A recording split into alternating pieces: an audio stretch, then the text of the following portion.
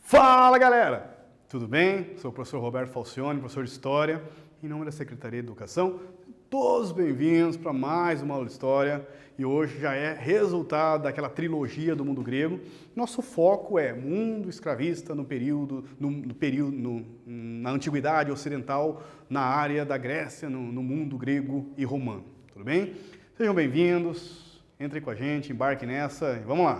Vou apresentar para vocês dois objetivos da nossa aula. Primeiro, identificar as principais características do trabalho escravo na Antiguidade Ocidental.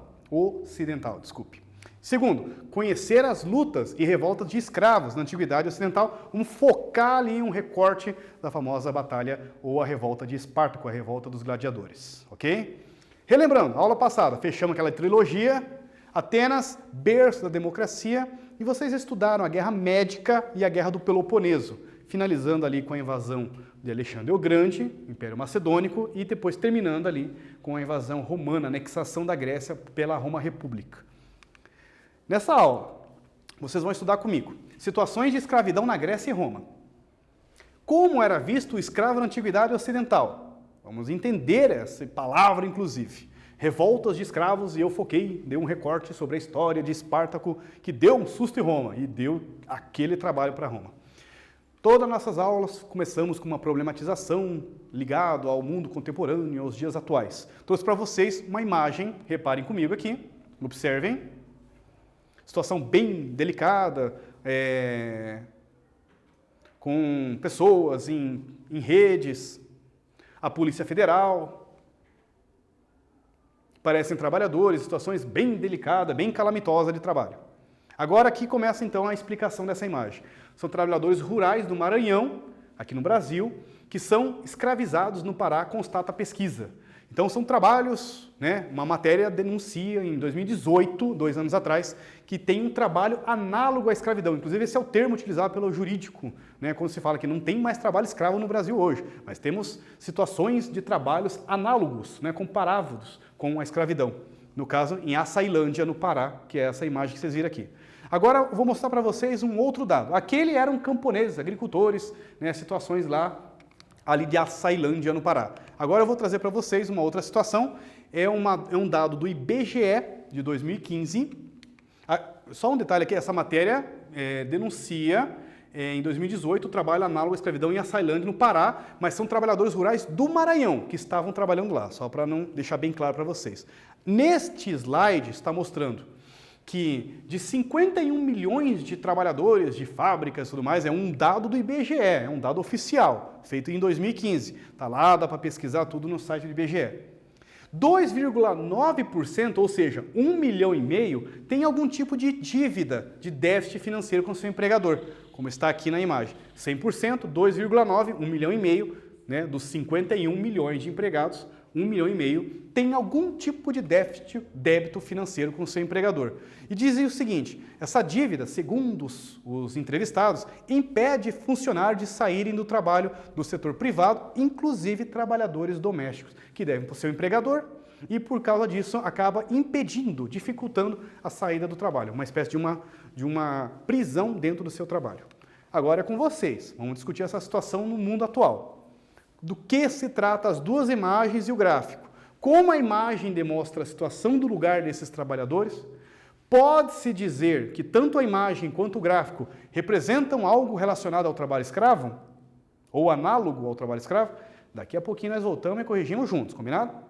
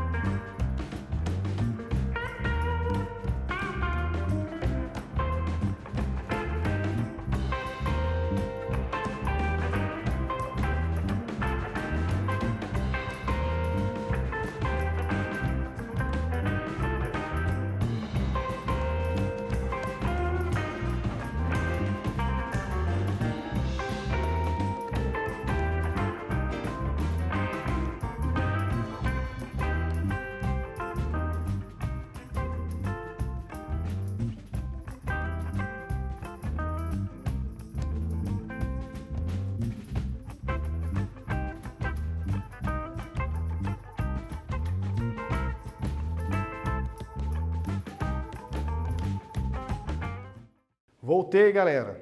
Muito bem. Só antes de vocês responderem essa, deixar uma observação rapidinha. No próprio site do IBGE, ele comenta que esse gráfico teve um equívoco e precisava fazer uma reformulada. No entanto, os dados estão certos. 51 milhões de empregados, né?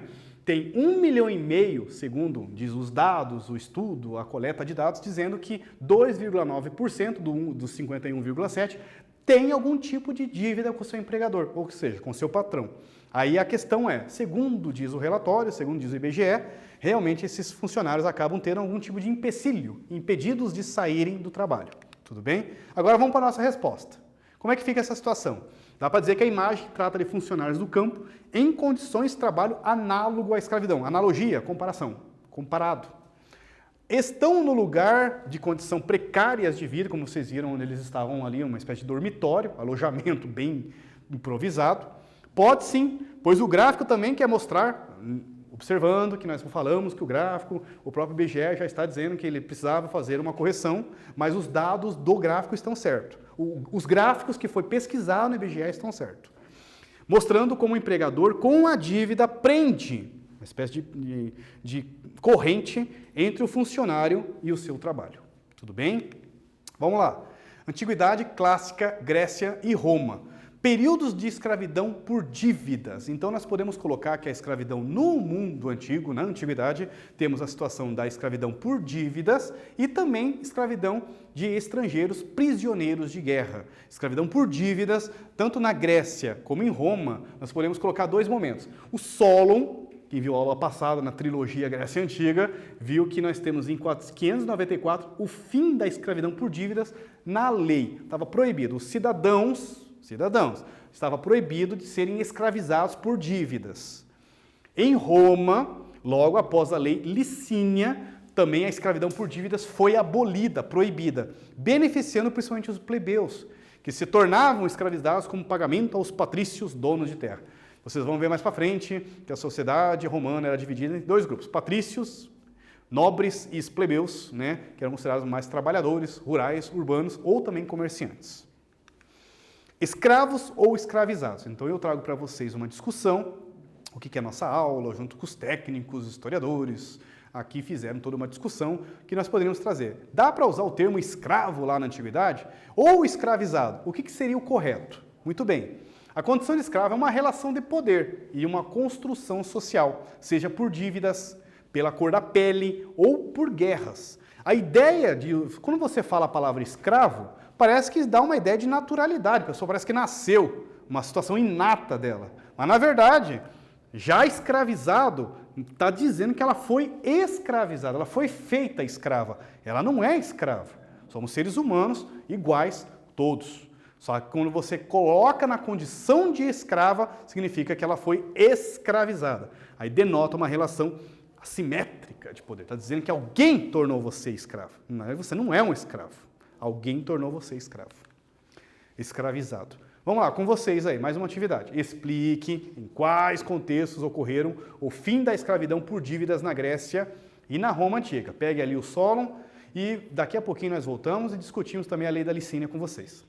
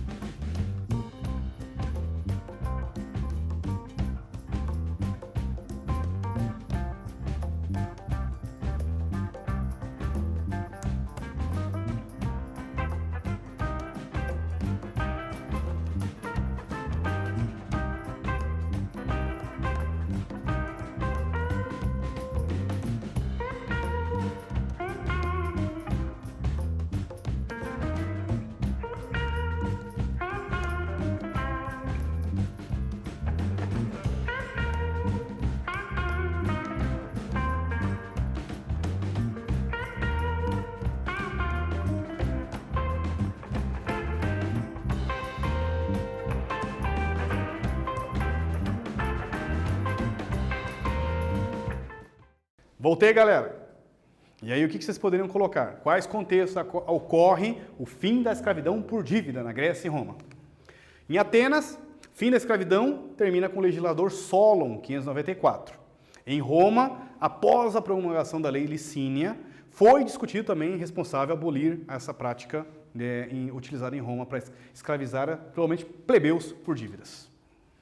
Lembrando que Licínia é do casamento entre plebeus e patrícios, autorização de plebeus e patrícios. No entanto, logo após essa promulgação, por isso que utilizam como um marco a Licínia, começa a se pensar também em acabar, em abolir a escravidão por dívidas em Roma. Por isso que eu estou utilizando Licínia como o nosso momento, um marco histórico. Mas lembrando que Licínia é a autorização, liberação de casamentos entre patrícios e plebeus, ok? Vamos lá. Escravidão na Grécia Antiga. Para os gregos, nos séculos 6 e 4 a 4, a condição de escravo estava ligada à concepção de política que a sua sociedade desenvolveu, principalmente em Atenas. Na Grécia, o cidadão, para participar ativamente das discussões dos problemas da polis, somente participar da política, bem como se dedicar à elaboração de leis e a cargos públicos, precisava do ócio. O ócio significa... Hoje, nessa palavra mais comum, usamos a palavra ócio. Ah, o cara está fazendo ócio, não está fazendo nada. Ócio, ociosidade ali, ó, não faz nada da vida. Claro que em outro contexto, em outro momento, a palavra ócio está voltado a um olhar mais político, filosófico de Atenas, da cidade de Atenas. E se o cidadão, para praticar o ócio, ou seja, o tempo livre, para ele praticar o tempo ócio, para praticar o tempo livre, ele precisa, esse cidadão precisa de escravos que façam as suas funções e elaborações para que ele possa ser livre para exercer essas funções. Então, por isso que não está errado em dizer que para manter a estrutura das cidades, conseguir tempo livre para dedicar-se à administração, se dedicar à política, produzir riquezas, foi necessário que generalizasse o trabalho escravo. Portanto, o escravismo tornou-se modo de exploração econômico que sustentava a cidade e o campo e que proporcionava privilégios às elites gregas. Para os cidadãos, que inclusive quanto mais tivesse escravos, ele tem mais ócio, ele tem mais tempo livre para poder dedicar ao tempo livre, ao ócio, a todas as funções, tanto administrativas como produzir riqueza.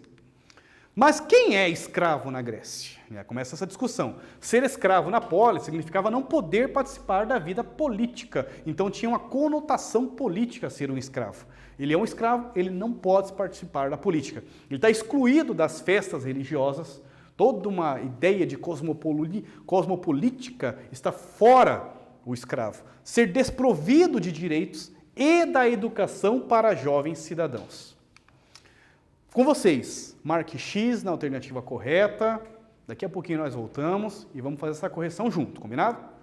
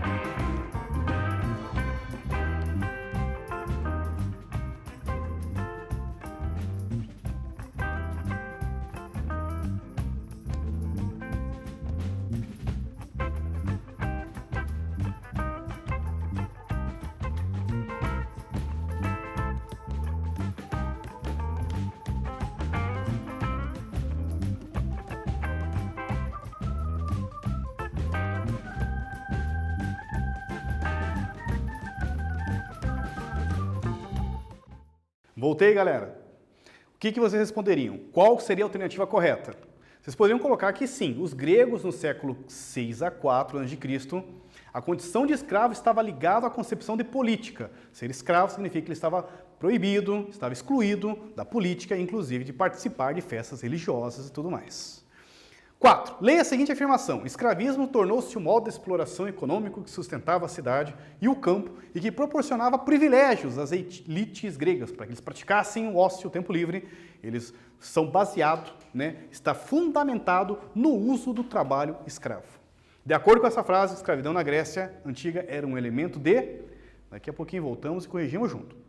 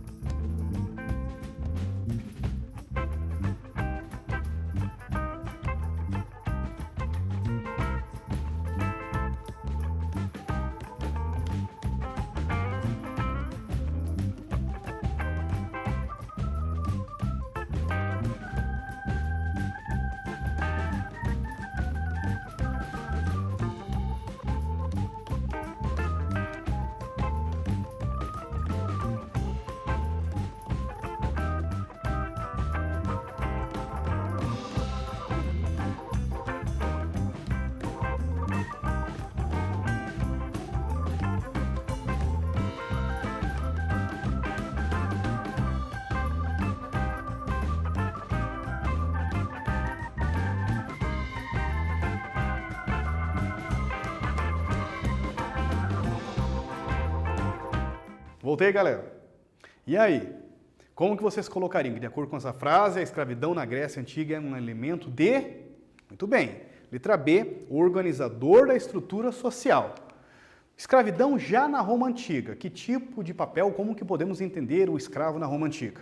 Nas cidades romanas, os escravos pertencentes aos ricos senadores ou plebeus faziam parte da família urbana, né? Tinha mais esse contato dependente diretamente de seus senhores ou de outros escravos.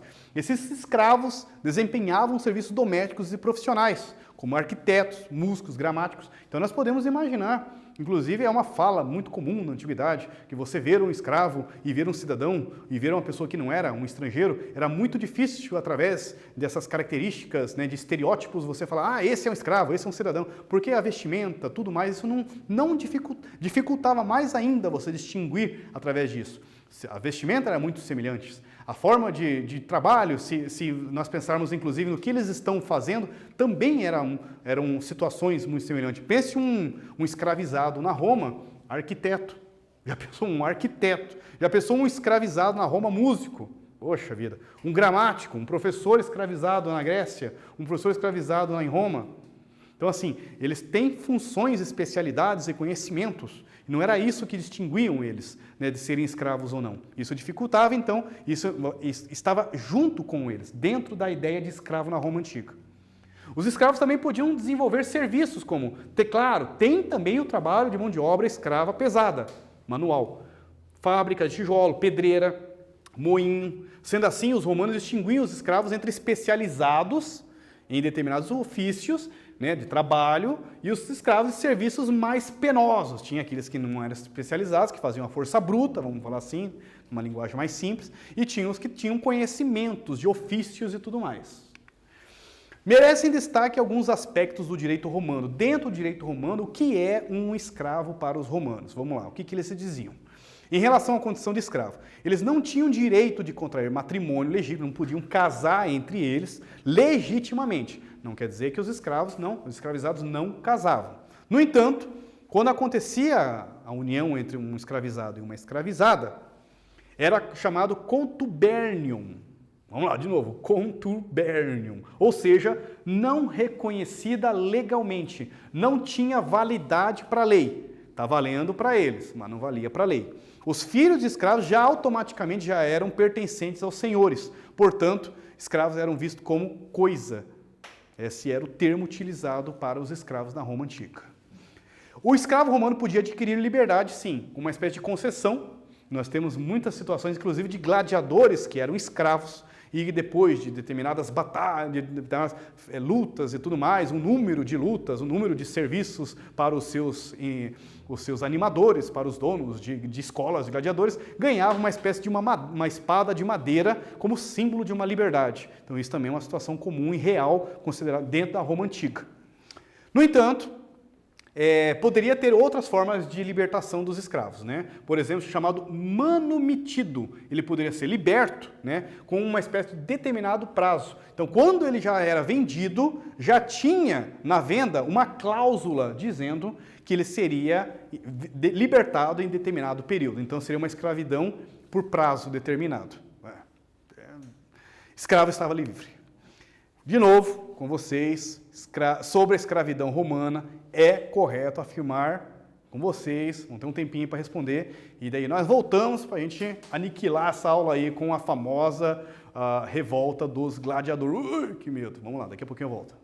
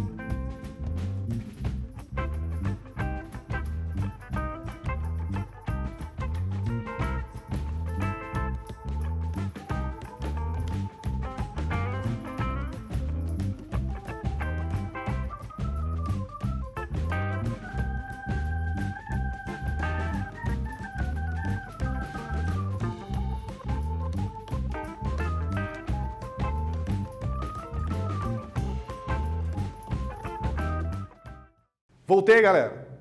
E aí, o que vocês responderam? Sobre a escravidão romana, é correto afirmar que, letra B, os romanos distinguiam os escravos entre especializados em determinados ofícios. Vocês viram até arquiteto, né, gramático. E os escravos de serviços mais penosos, pedreira, né, construções de tijolos. Aí nós vamos entrar numa famosa revolta de escravos que aconteceu na Roma Antiga. E nós temos milhares de revoltas dentro da Roma Antiga, mas uma chamou muita atenção, inclusive por ser abordado, inclusive em filmes. Uma série atual, quem pode, quem tem acesso, dá uma pesquisada ali nos trailers da série Espartaco, com todo aquele cuidado que eles, claro, romantizam toda a história, mas é inspirada na história verdadeira da revolta de gladiadores ou revolta de Espartaco, que aconteceu entre 73 a.C. até 71. E olha, deu um susto em Roma. Vamos lá. Primeiro, começou com uma coisa simples, né? Mas eu já pesquisei que o Espartaco, aquele gladiador, ele era um soldado, desertou ao exército, e daí ele foi, por ser desertor, ele se tornou um escravo e foi vendido para uma escola de gladiadores. Professor, você não está parecendo aquele filme Gladiador, não é? Pois é. O filme Gladiador se inspirou nesse momento, quando o general Máximo se tornou escravo, depois foi vendido para ser um animador, para ser um gladiador. Gladiadores eram aqueles escravos que lutavam nas arenas. A Roma Antiga gostava de assistir lutas, batalhas entre gladiadores, ou contra leões, ou contra ursos, né? Ou, enfim, faziam até modalidades, batalhas marítimas no Coliseu, como diz o outro, né? Nas arenas. Coliseu, inclusive, das áreas mais famosas dessas lutas de gladiadores. Vocês podem dá para se divertir um monte. Tem um filme muito clássico de Hollywood, da década de 60, década de 50, do Stanley Kubrick, chamado Espartaco, né, com Kirk Douglas. Fascinante, tá? Dá para se divertir um monte na área cinematográfica. Tá, professor, e na história? O que você tem assim mais fundamentado, que tem mais de estudos, com referência e tudo mais? Realmente se coloca que ele era um soldado e que ele desertou. Tornado escravo, era um cara muito forte, de uma linguagem muito boa, foi vendido numa escola de animação, na escola de lutas de gladiadores, na região da Capua, na região da Capua, dentro da Roma República, no período romano.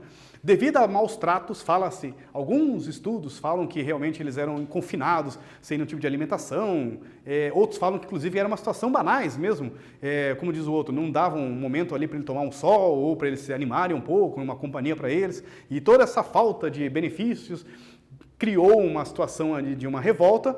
Um grupo muito pequeno, 79, 80 gladiadores, munido de faca, pedra, faca de cozinha, pedra que eles tinham na mão ali, conseguiram passar pelos soldados da escola e no caminho acabaram encontrando uma guarnição, antes da guarnição encontraram um carregamento vindo com carroças de armas que seria levada para essa escola, para os gladiadores usarem nas lutas de gladiadores, né, nos festivais de lutas de gladiadores. E eles, munidos com essas armas, conseguiram passar por uma guarnição, por um grupo de soldados que estavam armados dentro ali de Capua, que já tinham sido enviados para lutar contra eles, para prendê-los, né, para matá-los ou para prendê-los, enfim. Bom, desde essa história, nem imaginavam, acabaram a fama, né, do Espartaco e de 79. Outros escravos começaram a fugir.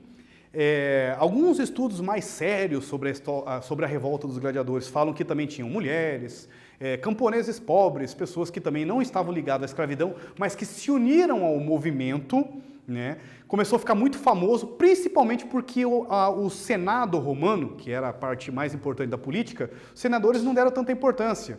Acharam assim, não, é uma revolta de escravos, manda ali 3.000 soldados, ali uma legiãozinha que já dá conta. Pois é, não é que o Espartaco e seu grupo deram chega para lá nesses 3.000 soldados, e daí, já deu aquela acordada na Roma República. Vamos mandar um grupo maior, vamos mandar 3 legiões agora, vamos mandar 2 legiões, 12.000, cada legião, 6.000 soldados. Pode mudar, tem legiões aí com 3.000. Vamos mandar 2 legiões aí, uma de 6, outra de 6, 12.000 soldados, vai dar conta. De novo, Espartaco e seus escravizados fugitivos e pessoas mais humildes que se uniram, derrotaram, tinha mulheres, crianças, idosos, né? Derrotaram o temido exército romano, né? O famoso exército romano.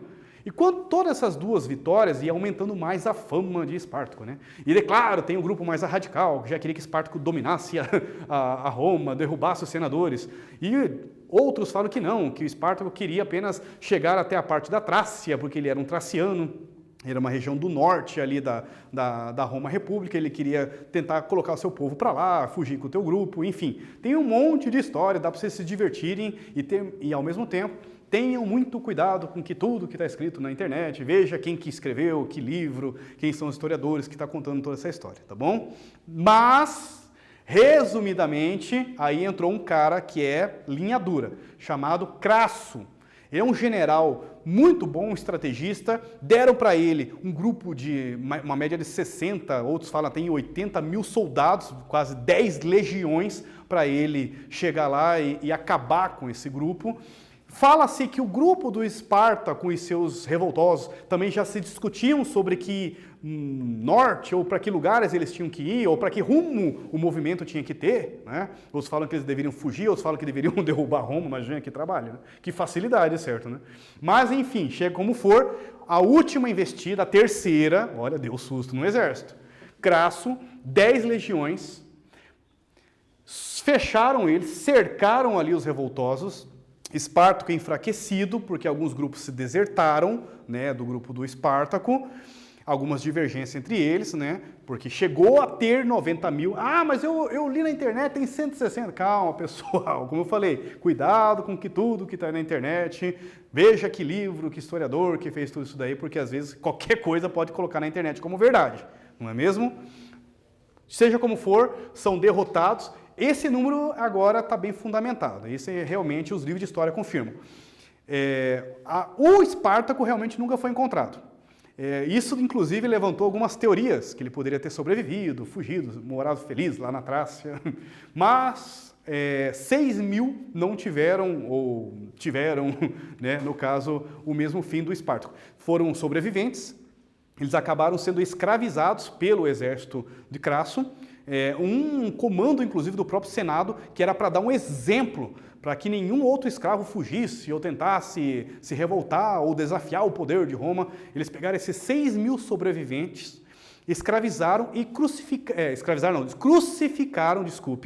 crucificaram e colocaram eles nas margens da principal estrada entre o portão de Roma, a Via Ápia, a estrada Via Ápia, até a batalha. E eles foram crucificando, um por um, até chegar os 6 mil crucificados ali nas margens da estrada mais famosa, principal estrada de Roma, chamada Via Ápia. Como eu falei, serviu para Roma dar um cuidado, como diz o outro, e fortalecer inclusive o exército e mostrar que tinha, sim, muitas revoltas, muitas situações de questionamentos, inclusive com os escravos dentro da Roma. Não era uma situação tão simples assim. Eu vou responder com vocês essa bem rapidinho. Vamos lá. Como surgiu a revolta de Espartaco em Roma? Vamos lá, vou dar um minutinho para vocês. Daqui a pouquinho nós voltamos e corrigimos essa junto, combinado?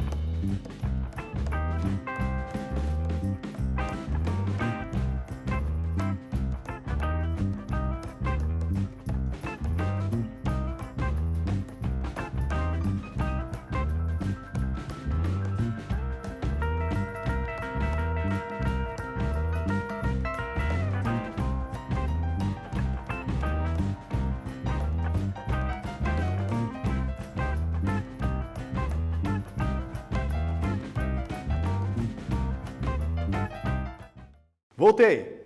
E aí? Podemos colocar que a chamada dos gladiadores aconteceu na escola de Capua devido aos maus tratos dos gladiadores. Ok? O número foi aumentando de fugitivos. Vamos responder essa junto, bem rapidinho. Quando terminou a escravidão por dívida em Roma? Em Atenas. Vamos lá. Foi com Clístenes, Crasso, Solon ou com Pompeu? Respondeu certo. Letra C, com Solon em 594 a.C. Mais uma aqui, bem rapidinho, vamos lá. Onde começou a revolta de Espartaco?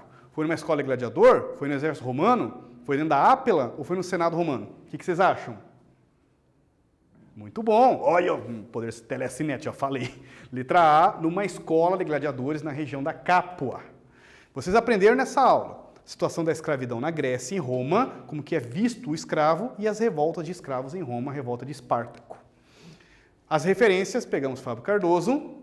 Gostaria de agradecer a todos vocês que participaram dessa aula e, como sempre que nós terminamos nossa aula, muito foco, força, fé no coração. Até a próxima. Valeu, galera!